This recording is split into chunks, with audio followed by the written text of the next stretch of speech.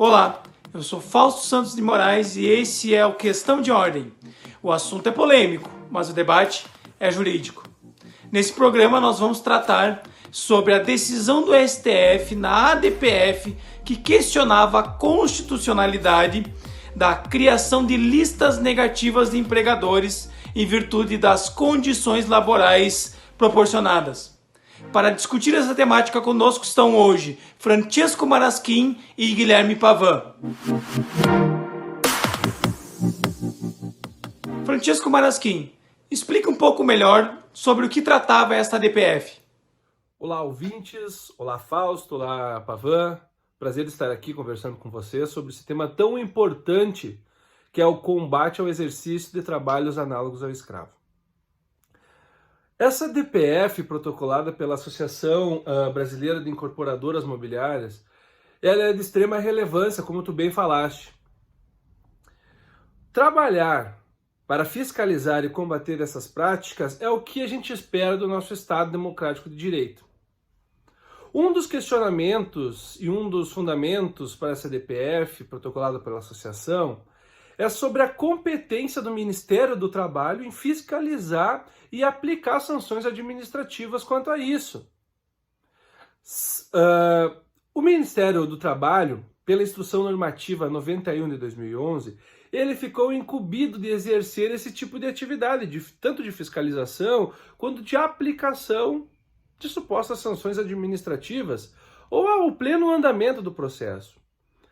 É incabível a associação ela questionar a competência do órgão do Ministério do Trabalho para tal atitude. Foi amplamente e sapientemente discutida pelo relator do STF que sim, há competência do Ministério do Trabalho para exercer esse tipo de fiscalização, esse tipo de aplicações administrativas.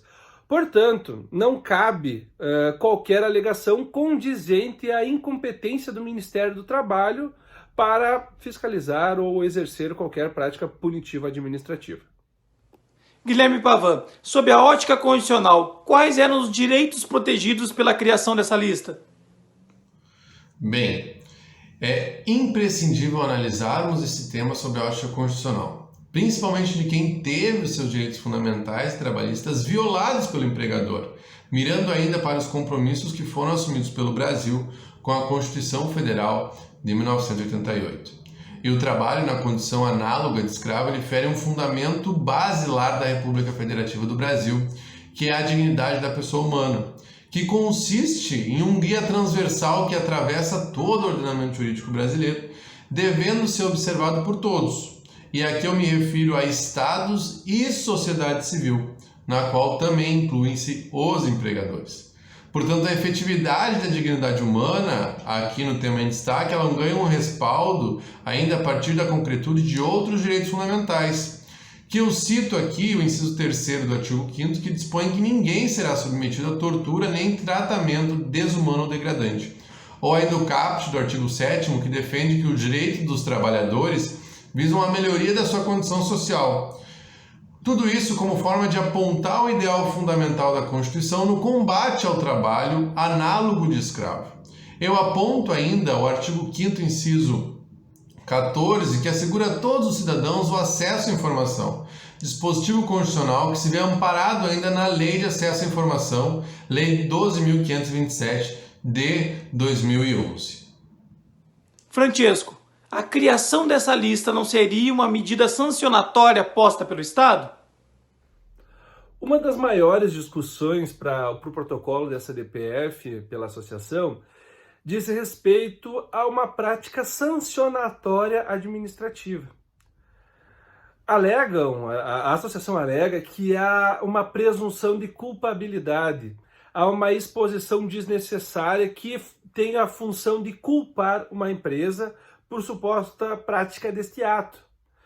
Também há toda uma discussão de que esse ministério ele não tem competência de aplicar esse tipo de sanção. O que ocorre nessa DPF ficou tacitamente claro pelo ministro relator e acompanhado pelos votos dos demais ministros, é que a exposição mediante esta lista suja, ela não é uma sanção, ela não é considerada uma sanção. E de forma correta. Por que é de forma correta? O ministro se trata de transparência ativa, ou seja, a sociedade ela tem que saber tudo o que acontece na administração pública, dentre elas os exercícios fiscais, as aplicações administrativas. Essa lista nada mais é do que a publicidade e a transparência da administração pública perante a sociedade. Ademais, essa lista ela não é uma sanção, ela é apenas a informação. E ela não, no futuro, uma ação judicial, ela não pode ser considerada, teoricamente, como uma culpabilidade já presumida. Se for judicializado, haverá todo um processo administrativo, todo um processo judicial, com legítima defesa, com a prática de defesa, com todo o devido processo legal. Além disso, e uma das fundamentações também mais importantes desta decisão, Fausto, é que, claro, não é sancionatório, mas serve para a sociedade saber, ou para outras empresas, para os outros países saber, que o Brasil, sim, está combatendo esse tipo de prática tão violadora da dignidade da pessoa humana, né? É importante todo mundo saber o que acontece e que o Brasil está tomando as devidas precauções para isso. Portanto, não pode ser considerado algo sancionador, mas única e exclusivamente de informação perante a sociedade. Guilherme Pavan, quando que essas empresas eram incluídas nessa lista? É importante esclarecer, em um primeiro momento, que a inclusão dos empregadores no cadastro ou na lista suja do trabalho escravo somente acontecerá após a decisão definitiva do processo administrativo. Isso significa que devem ser vencidas as fases estipuladas pelo órgão autuador para manifestação e defesa do autuado, permitindo contraditória e ampla defesa. Isso quer dizer ainda que a autuação não gera uma presunção de que será culpado pelo trabalho análogo de escravo, eventualmente atestado em fiscalização, mas somente o será após a decisão final do órgão.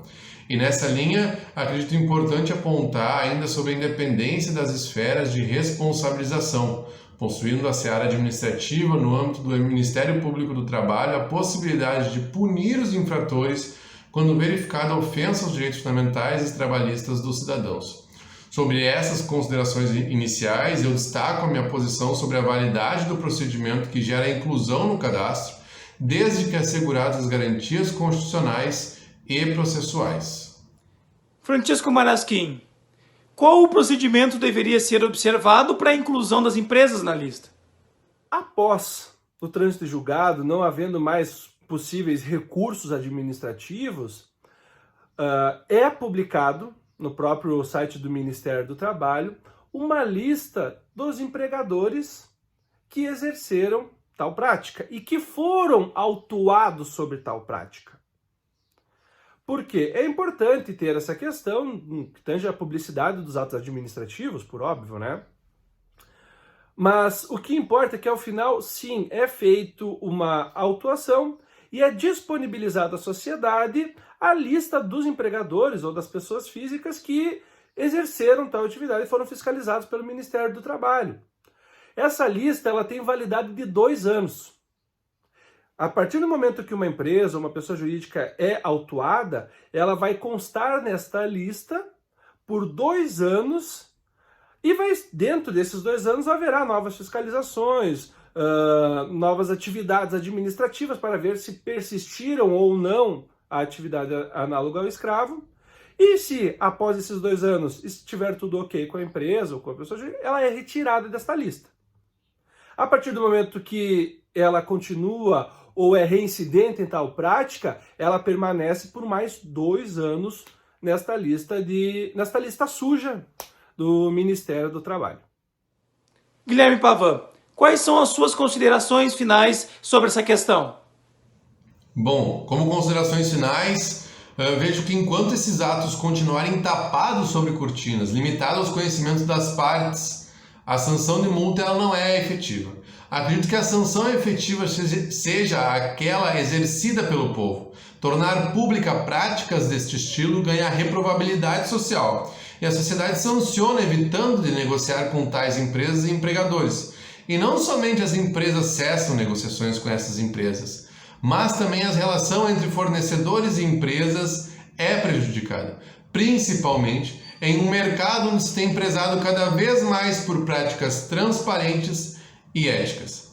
Não se pode defender empregadores que lucram sobre a mão de obra análoga à escrava, ignorando todas as garantias e direitos fundamentais e trabalhistas positivados na Constituição, na CLT e em outros regramentos. O cadastro e a sua publicização, portanto, nada mais efetivo que o direito fundamental à informação e a dignidade da pessoa humana, tornando público um problema social que diz respeito a todos nós e não somente às partes envolvidas, além de auxiliar na proteção dos trabalhadores que estavam submetidos a essas condições. Este foi o Questão de Ordem. O assunto é polêmico, mas o debate é jurídico.